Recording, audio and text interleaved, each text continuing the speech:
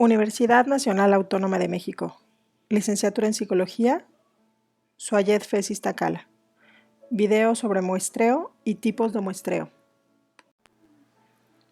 En estadística, existen dos formas para elegir la muestra de la población de estudio. Existe el muestreo aleatorio y el no aleatorio. El muestreo aleatorio es la técnica utilizada para seleccionar una muestra donde todos los elementos existentes poseen exactamente las mismas oportunidades de ser seleccionados. Esta técnica proporciona la certeza de que todos y cada uno de los elementos de la población cuenten con las mismas oportunidades de ser agregados en la muestra. El muestreo no aleatorio es la técnica utilizada para seleccionar una muestra en la cual no todos los elementos posibles cuentan con las mismas oportunidades de ser seleccionados. Esta técnica no proporciona la garantía de que los elementos cuenten con las mismas oportunidades de pertenecer a la muestra. Las principales diferencias entre el muestreo aleatorio y no aleatorio son que en el aleatorio todas las unidades cuentan con la misma oportunidad de pertenecer a la muestra. La selección de cada unidad es independiente sin afectar a las otras, y es posible predecir el error muestral. Por el caso contrario, en el muestreo no aleatorio, las unidades no tienen la misma oportunidad de formar parte de la muestra. No es posible calcular el error de las muestras y existe un alto porcentaje de invalidez ocasionado por la participación de sesgos. Existen varias técnicas en el muestreo aleatorio. Está el muestreo aleatorio simple. En esta técnica, el azar, la suerte y el sorteo son las principales formas de elegir a las unidades de la población que formarán la muestra. Un ejemplo de este tipo de muestreo puede ser que un psicólogo quiera saber si en su comunidad hay personas que padecen de insomnio. Lo que hace el psicólogo es pararse en una esquina de su comunidad, obviamente, y elegir al azar quizás a 10 personas que pasen por el lugar en un lapso puede ser de 1 hora, y les aplica un cuestionario para conocer si padecen de algún trastorno del sueño. En el muestreo estratificado se caracteriza porque para elegir la muestra de estudio se consideran estratos o subgrupos de la población a la cual se pretende estudiar. Por ejemplo, puede ser la edad, el género, el color de piel o cualquier otra característica específica. Un ejemplo de este muestreo puede ser que un psicólogo desee conocer qué tanto confían las personas en que la Virgen de Guadalupe les pueda realizar un milagro. Para esto entonces se podría llevar a cabo 50 entrevistas a personas que son católicas guadalupanas en el atrio de la Basílica de Guadalupe.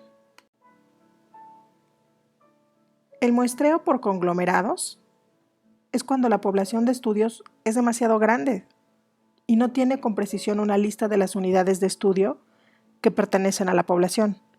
La selección de la muestra se puede llevar a cabo en un conglomerado que represente a la población. Esto puede ser quizás una escuela, un barrio, un centro comercial, etc. Un ejemplo de muestreo por conglomerado puede ser que un estudiante de psicología desee conocer qué tanto le afecta emocionalmente a los aspirantes al nivel medio superior de la delegación Azcapotzalco no haber quedado en su primera opción de escuela. Para eso se puede llevar a cabo entrevistas también a los aspirantes que encuentran en un centro comercial de dicha delegación, para conocer qué tan deprimidos se encuentran por no haber sido aceptados en la escuela de su elección. También está el muestreo sistemático. Este se caracteriza por la aplicación de una fórmula en la que se divide a la población de estudio entre la muestra. El número que resulta de dicha división es donde se empieza a escoger la muestra. También este número indica cada cuándo se escogerá un individuo hasta terminar con la lista de la población de estudio.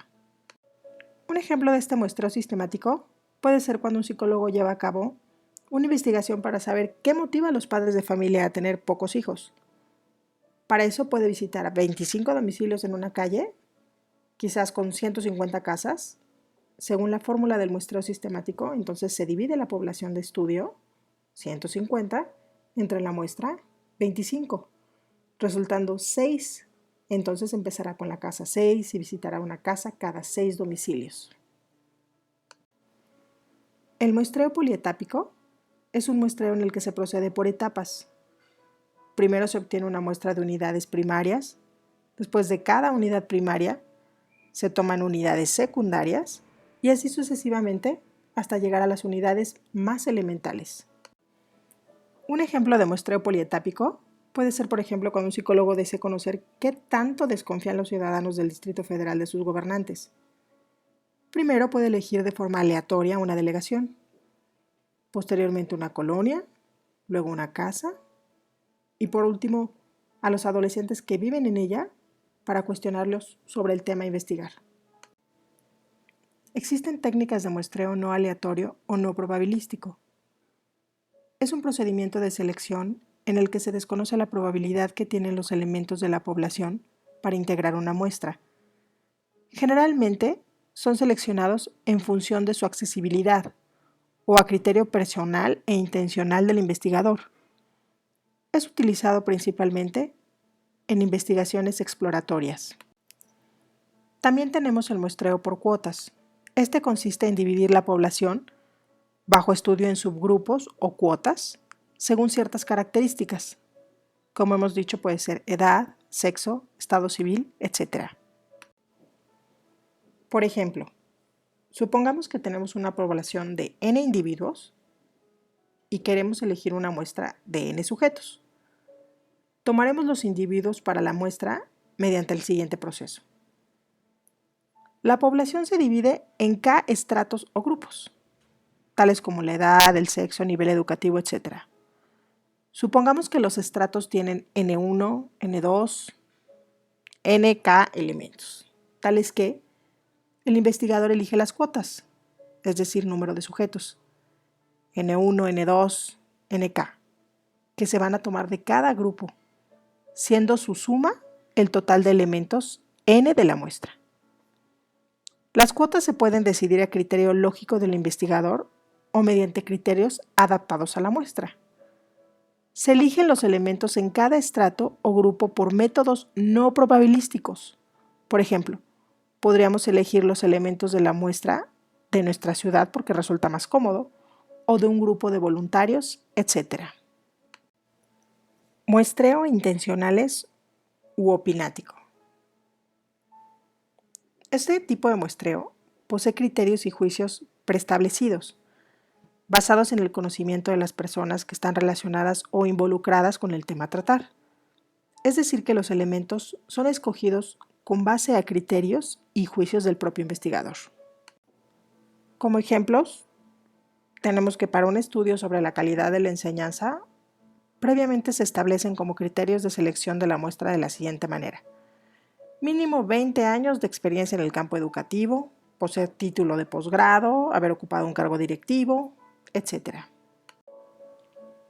En el muestreo causal o accidental es no probabilístico. Solo escoge un lugar y una hora determinado. No tiene un juicio o criterio preestablecido para aplicar las encuestas. Eligen a las personas a las que aplicarán las encuestas de forma fortuita. Por ejemplo, se realiza una encuesta de opinión sobre un producto de higiene personal que se ha lanzado al mercado recientemente. La empresa contrata una serie de entrevistadores que realizan las encuestas en la calle. Estos van entrevistando a los que se van encontrando accidentalmente por la calle. Al muestreo bola de nieve se le denomina así porque cada sujeto estudiado propone a otros, produciendo un efecto acumulativo parecido al de una bola de nieve. Es un modelo particularmente útil cuando se muestran poblaciones cuyos componentes, por motivos morales, ideológicos, legales o políticos, tienden a ocultar su identidad. A partir de algunos pocos individuos, el investigador va conociendo a nuevos miembros de la muestra. Este muestreo se utiliza cuando se va a estudiar una población a la que es muy difícil acceder. El investigador conoce algún componente de la población y a través de ellos va complementando la muestra. El investigador depende mucho de la información que pueda obtener de los sujetos que estudia y podría darse el caso de que se quede con muy pocos individuos en la muestra. Por ejemplo, un investigador quiere hacer un estudio sobre el comportamiento de los individuos en una secta secreta. Empieza estudiando a 3 integrantes de la misma, que por supuesto conoce, y ellos le van presentando a otros sujetos para incluirlos en el estudio. El muestreo por conveniencia también es un método de muestreo no probabilístico. Este consiste en seleccionar a los individuos que convienen al investigador para la muestra. Esta conveniencia se produce porque al investigador quizás le resulta más sencillo examinar estos sujetos, ya sea por proximidad geográfica, por ser sus conocidos, recomendados, etc. Por lo general, esta técnica resulta ser la más sencilla, económica y a la que menos tiempo lleva. Por ejemplo, el médico de un instituto quiere realizar un estudio óptico para comprobar si los jóvenes mejoran su vista después de determinados ejercicios visuales. Para ello decide realizar el estudio a los alumnos de un curso del instituto. O un hospital desea hacer un estudio para testar la eficacia de su nueva vacuna contra la gripe que acaba de patentar un laboratorio farmacéutico. Realizan entonces el estudio sobre sus pacientes, porque así el hospital le supone menos costos económicos. Dentro de la metodología de la investigación científica, el muestreo representa un paso importante a seguir, ya que es la selección del grupo de elementos que dirigirá nuestros estudios. Dado que las investigaciones deben llevar una lógica, se torna fundamental el diseño del muestreo, donde se exprese claramente el tipo de población al que va dirigida dicha investigación, así como las características con las que deben contar, el número de elementos exactos o estimados que se incluirán, el tipo de muestreo y la técnica que se utilizará, así como el tamaño de la muestra y el establecimiento del error en el muestreo. Dentro de una investigación científica, el universo significa la totalidad de personas o elementos que comparten determinadas características, relacionadas por supuesto con el problema de la investigación.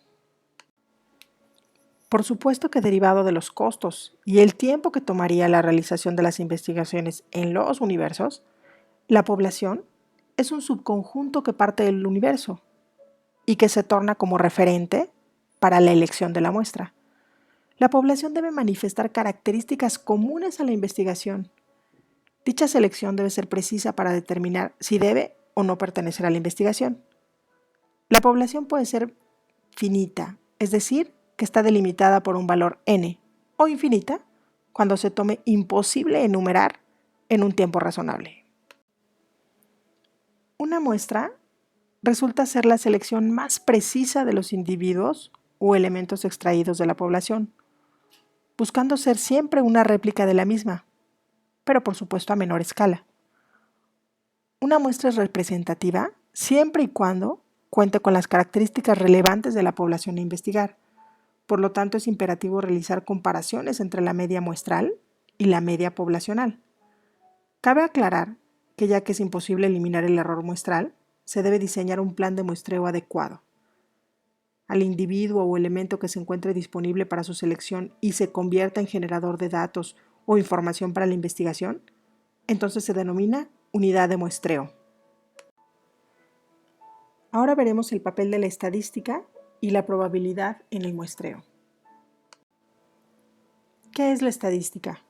Bueno, pues la estadística se considera una rama de las matemáticas, que incluye la recopilación y la interpretación de datos obtenidos en un estudio. En el lenguaje de la estadística, uno de los conceptos más comunes y elementales es el muestreo. En casi todos los problemas de estadística, un número especificado de mediciones o datos, es decir, una muestra, se toma de un cuerpo de mediciones más grande llamado población. La probabilidad y la estadística están relacionadas en una forma muy importante. La probabilidad se emplea como herramienta y permite que se evalúe la confiabilidad de las conclusiones acerca de la población cuando se tiene solo información muestral. Por ejemplo, cuando lanzamos al aire una moneda, se verá cara, que puede ser H, o cruz, T, ¿no? Si se lanza la moneda varias veces al aire, va a generar un número infinitamente grande de caras o cruces, es decir, toda la población. ¿Qué aspecto tiene esta población? Si la moneda es imparcial, entonces la población debe contener 50% de H y 50% de T. Si se lanza al aire la moneda una vez más, ¿cuál es la probabilidad de que resulte una cara? La mayoría diría que la probabilidad es 1 a 2. La estadística inferencial está formada por procedimientos empleados para hacer inferencias acerca de características poblacionales a partir de información contenida en una muestra sacada de esta población. Pasos para hacer inferencias acerca de una población utilizando información contenida en una muestra. Número 1. Especificar las preguntas a contestar e identificar la población de interés. Después vamos a decidir cómo seleccionar la muestra. Ya que hayamos seleccionado la muestra y analicemos la información muestral, entonces vamos a usar esa información para hacer inferencia acerca de la población. Al final entonces podremos determinar la confiabilidad de la inferencia. El grado de error es un cálculo estadístico que los encuestadores informan junto con los resultados de sus encuestas. Representa la cantidad aproximada de variación que se puede esperar si se utiliza la misma encuesta con una muestra diferente. Como ejemplo de grado de error, podemos decir que una encuesta muestra que el 40% de las personas votarían no sobre una propuesta y el margen de error es de 4%. Si se hiciera la misma encuesta con otra muestra al azar de tamaño similar, se podría esperar que del 36 al 44% de las personas que respondan también voten no. El grado de error indica qué tan precisos son los resultados obtenidos con la inferencia estadística. Muchas gracias. Esperamos que el presente video sea de utilidad.